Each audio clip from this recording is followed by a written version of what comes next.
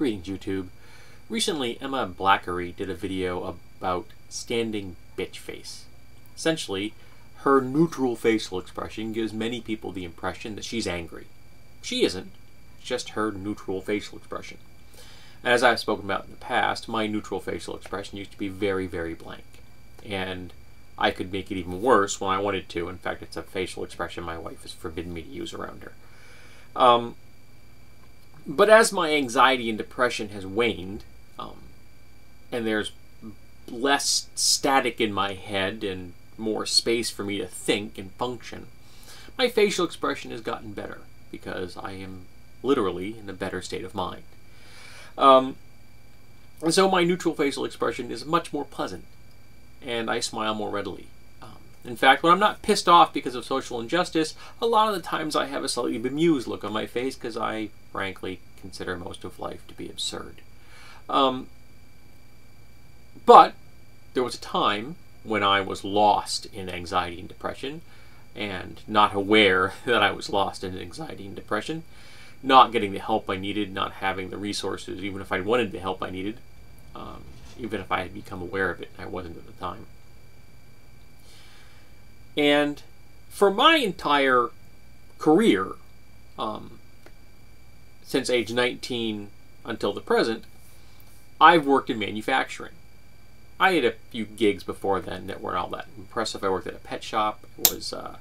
I worked at Toys R Us, putting together gear and loading trucks. I was a janitor at a mall. But I went into manufacturing at 19, and I haven't stopped. I've always done it. 30 plus years now. So I don't work with the public. I work with the same people every single day. And I've worked at small companies where there were, 25 people. And I've worked at a big company like I'm at now, where there's something like, I don't know, almost 300, I guess. Maybe it's under that. I can't remember. But not the public. I am not engaged in public relations. Very rarely do I ever see anyone that isn't an employee of my company. Occasionally, there will be other employees from other branches of my company that come to see me, so I may not recognize them, but they've all got their little badge on. They work for the same place. I don't need to impress them. Occasionally, tours come through. Thankfully, that's usually on first shift when I'm here. But at one time, when I worked for another company, it was called CUSHCRAFT. I feel no guilt admitting this. The company I worked for was bought by someone else and moved to another state. So none of the people I worked with are there any longer, and it's been many, many years since I've been worked here, like almost 18, I guess. So I'm not really burning any bridges. And I had a boss who I actually genuinely liked. He was a nice guy. But you see, my standing bitch face was rather dour. I looked, at best, unhappy, and worse, angry. Because I was unhappy and angry. And I didn't know why I was unhappy and angry. I was unaware of that there was a connection to my being unhappy and angry with anxiety and depression. I know that I've been diagnosed with depression when I was a teenager, but that seemed to be something in the past because my life had gotten better. In reality, of course, I had just taken my anxiety and depression with me through time. I may have left the era when I acquired the anxiety and depression, or the anxiety at least, behind me. But I was more than willing to keep the anxiety alive and well as I moved through my life. I was remarkably good at that. But apparently some of my coworkers didn't like my face. Shocking, I know. I'm such a handsome lad. And some of them complained to my boss. Now remember, I'm working in a manufacturing plant. I don't see the public. My boss spoke to me about this. Now he didn't speak to me about why I was dour at the best of times.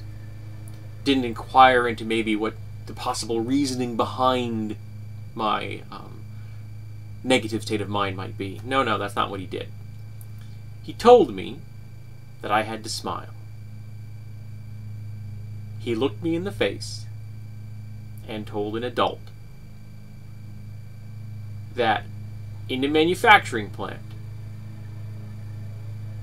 that I had to smile.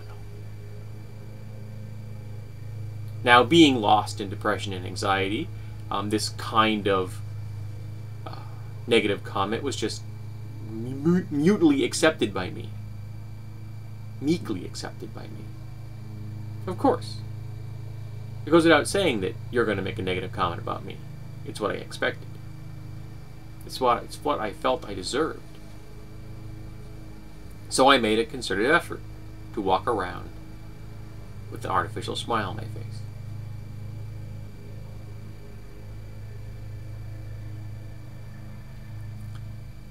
And I had to think about it constantly. It would slip. And then I'd have to put it back.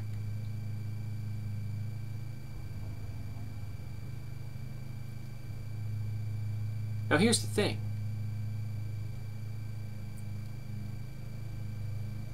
I haven't really processed that until now. Until I watched the video that Emma Blackery put up.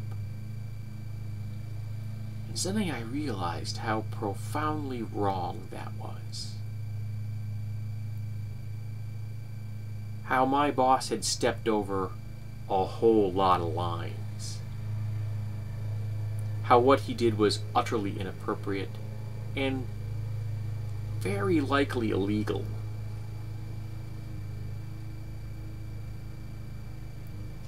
Where he, in essence, put my job on the line because my coworkers didn't like my face.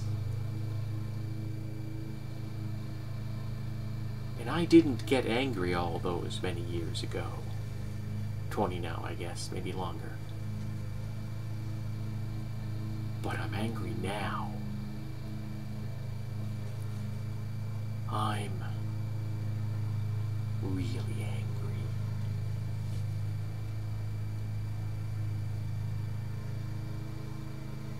And it won't do me any good, of course. He doesn't work for the company any longer. The people are evolved and dispersed to who many knows how many directions. Some might be dead for all I know. Many could be retired. But he shouldn't have said that. He shouldn't have expected it. He shouldn't have ordered it. And I shouldn't have complied. And if someone were to say that now, the reaction would be somewhat different.